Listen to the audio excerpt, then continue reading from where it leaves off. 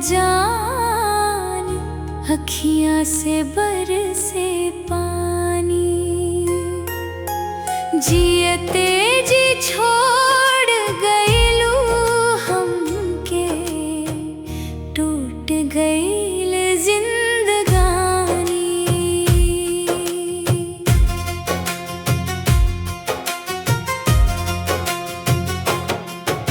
साथ निभावे के कसम खइले, बीच डगरिया छोड़ गइलू।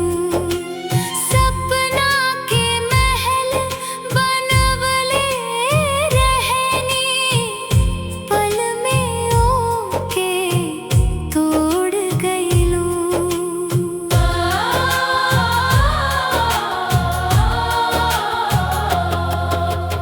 रात भर तोहार याद सतावे, नींदिया अखियन से रूठल।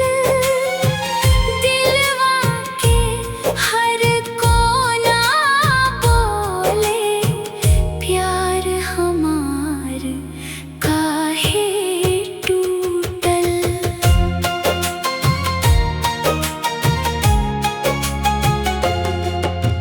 चिट्ठी तोहार सीना से लागल, आंसू में भींजत जाला। तोहरा बिना ई सूना जीवन, हर दिन रोवत जाला।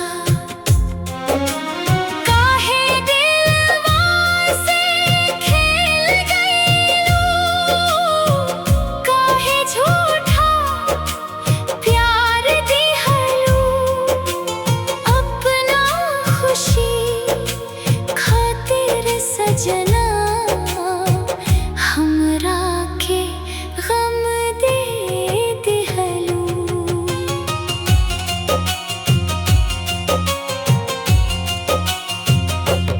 दूजा के हाथ पकड़ के सजनी, नव का संसार बसैबू।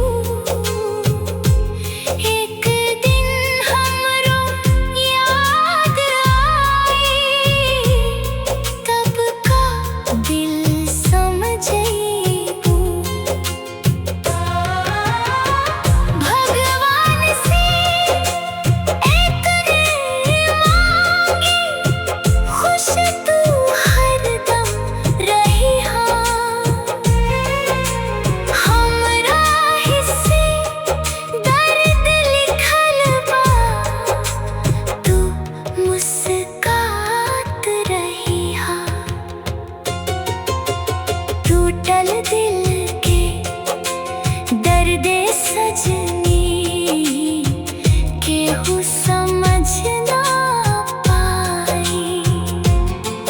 जिंदगी भर तोहार मोहब्बत, दिल से ना भुलाई।